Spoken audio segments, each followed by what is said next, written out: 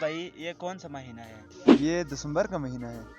دسمبر کا مہینہ بہت ٹھنڈا اور طویل ہوتا ہے اور پوری بلتستان میں ان راتوں کو گزارنے کے لیے طویل داستانیں سنائی جاتی ہیں۔ تو ہم بھی آج اپنے ناظرین اور سامعین کے لیے دسمبر کی ایک سچی کہانی پیش کرتے ہیں۔ یہ سچی کہانی بو علی رضوانی کی غیر مطبوعہ کتاب تذکرہ اپوچو شیخ علی برولمو اور ہجرتوں کی تلخیاں سے لیا گیا ہے۔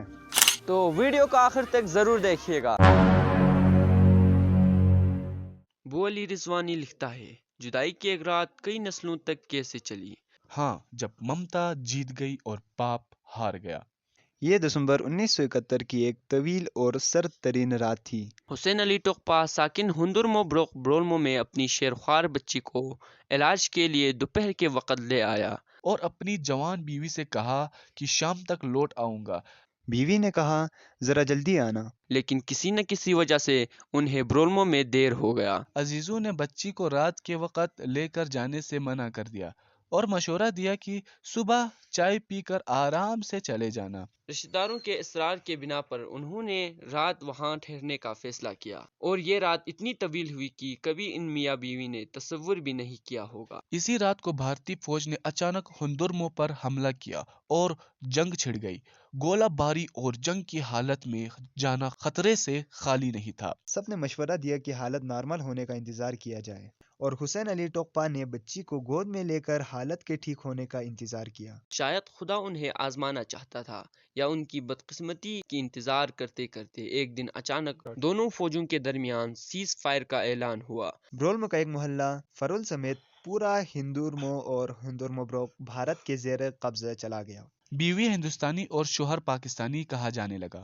دوسری طرف ایک ماں روزانہ باؤنڈری لائن پہ آ کر فریاد کرتی رہتی، ظالموں، مجھے میری بچی دلا دو، مجھے بچی سے ملا دو۔ اس ماں کی فریاد سن کر پتھر بھی شق ہو جاتا اور آخرکار ممتا جیت گئی۔ دونوں فوجوں سے ایک ماں کی فریاد برداشت نہ ہوئی۔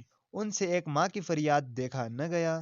مذاکرات کامیاب ہوئے اور بچی کو باپ نے ایک چادر میں ڈال کر ماں کے حوالے کیا۔ مگر شوہر کو بیوی سے ملنا نصیب نہ ہوا۔ ذرا سوچئے اس باپ نے اپنے جگر گوشے کو کیسے خود سے جدا کیا ہوگا۔ ماں کو تو بچی مل گئی لیکن باپ 15 سالوں تک تڑپتا رہا۔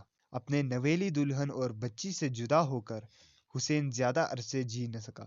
بہرحال رشتہ داروں اور دوستوں کے سمجھانے پر حسین نے گنگنی سے ایک اور شادی کی اور اپنی پہلی بیوی کو یہ کہہ کر طلاق دیا کہ جان من، اب ہم قیامت کو ملیں گے، تب تک تمہیں شرعاً میں آزاد کرتا ہوں۔ ابھی چند سال ہوئے تھے کہ حسین مہاجروں کو ملنے والی امداد وصول کرنے سکردو آئے۔ 19,000 روپے لے کر وہ واپس جا رہے تھے کہ مہاجرین کی گاڑی کو پلپل دو کے مقام پر ایک حادثہ پیش آیا اور 9 مہاجرین سمیت حسین بھی شہید ہوئے۔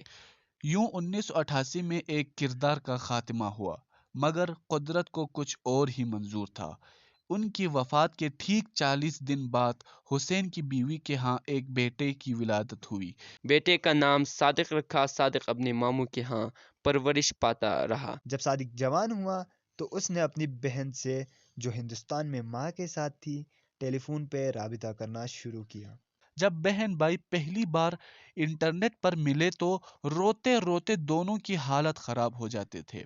اب ان کے درمیان اکثر گفتگو ہوتی رہتی ہے اور دونوں باہم بغلگیر ہونے کے لیے بےتاب ہیں۔ صادق نے مجھ سے گفتگو کرتے ہوئے بتایا کہ مال دنیا کے لحاظ سے خدا نے مجھے کوئی کمی نہیں رکھی، لیکن بابا کے مشن کو پورا کرتے ہوئے اپنی بہن سے ایک بار باپ کی طرف سے معافی مانگنے کی آرزو دل میں شدید ترین ہے۔ انہوں نے ہندوستان اور پاکستان دونوں سے اپیل کیا کہ خدا را ہمارے راستوں کو ایک بار کی ملاقات کے لیے کھول دیا جائے۔ آپ بھی اگر صادق علی ٹوقپا جیسے لوگوں کے ہمدرد ہیں تو ان کے آواز میں آواز ملائیں اور تاریخی راستے کو کھولنے کے لیے اپنی آواز کو بلند کریں۔